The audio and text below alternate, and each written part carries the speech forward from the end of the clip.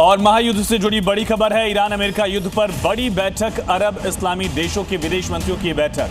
Riyadh की बैठक में ईरान के हमले पर चर्चा की जाएगी। अरब देशों के ऊर्जा बुनियादी ढांचे पर जो हमले हुए हैं उस पर भी चर्चा की जाएगी। तो रियाद में ये बैठक बेहद अहम मानी जा रही है। तमाम विदेश मंत्रियों की बैठक होगी। सऊदी अरब की राजधानी में ये अहम बैठक, ऊर्जा ढांचे को लेकर चर्चा। और बड़ी खबर है, इजराइल पर ईरान के हमले लगातार जारी हैं। वेस्ट बैंक के हिस्से में भी ईरान ने एक बड़ा हमला किया। तो ईरान ने क्लस्टर मिसाइलें दागी हैं। वेस्ट बैंक के बेतावा कस्बे में 3 लोगों की मौत की खबर मिल रही है और इस अटैक में कम से कम 13 लोग घायल हो गए हैं। वेस्ट बैंक में भी एक बड़ा हमला, ईरान की तरफ से 13 लोग घायल, जबकि 3 लोगों की मौत की खबर मिल रही है। अमेरिका, इजराइल और ईरान के बीच चल रही जंग समय के साथ और विध्वंसक होती जा रही है। इजराइल का दावा यह है कि उसने ईरान की बासिस फोर्स के कई कमांडोज को ड्रोन अटैक में मार गिराया है। यही नहीं, इस फोर्स के कई ठिकानों को भी तबाह करने का दावा किया जा रहा है। इसकी तस्वीरें भी सामने आई, जिसमें साफ साफ दिखाई दिया कि सड़क किनारे तंबू लगा है, वहां एक कमांडो बैठा हुआ है। तभी अचानक आसमान से विस्फोटक गिरता और कमांडो के परखच्चे उड़ जाते हैं।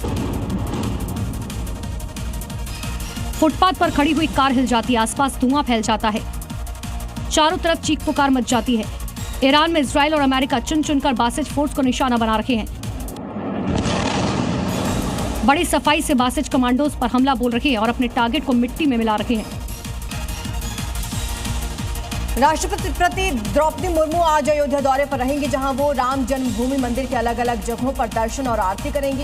इसके बाद राम मंदिर परिसर में श्री राम यंत्र की स्थापना भी करेंगी। उसके बाद मथुरा के लिए रवाना हो जाएंगे। एयर इंडिया एक्सप्रेस आज भी पश्चिम एशिया के लिए 48 उड़ानों का संचालन करेंगी, जो दुबई के लिए भी उपलब्ध रहेगी। एयरलाइन के मुताबिक रियाद और मुंबई के बीच उड़ान शुरू की जाएगी, जबकि जेद्दाह से अहमदाबाद, बेंगलुरु, मुंबई, कोच्चि और कोझिकोड के लिए सेवाएं जारी रहेंगी। मिडिल ईस्ट में बढ़ते तनाव के बीच संसद की विदेश मामलों की स्थायी समिति की अहम बैठक हुई, जिसमें भारतीय नागरिकों की सुरक्षा और सुरक्षित वापसी पर चर्चा की गई। आज भी भारत सरकार के मंत्रालयों की ज्वाइंट ब्रीफिंग होगी, सिर्फ विदेश मंत्रालय की अलग से ब्रीफिंग होगी। राहुल गांधी की दोहरी नागरिकता के मामले को लेकर आज इलाहाबाद हाईकोर्ट की लखनऊ बेंच में अहम सुनवाई होगी। हाईकोर्ट ने मामले में केंद्र सरकार से संबंधित केस फाइल तलब की है। मामले से जुड़ी जानकारी जो है वो मांगी गई है। यूजीसी के नए नियमों को चुनौती देने वाली याचिकाओं पर सुप्रीम कोर्ट में अहम सुनवाई होनी है। आरोप यह है कि नए नियम 3C के तहत सामान्य वर्ग के साथ भेदभाव करते हैं।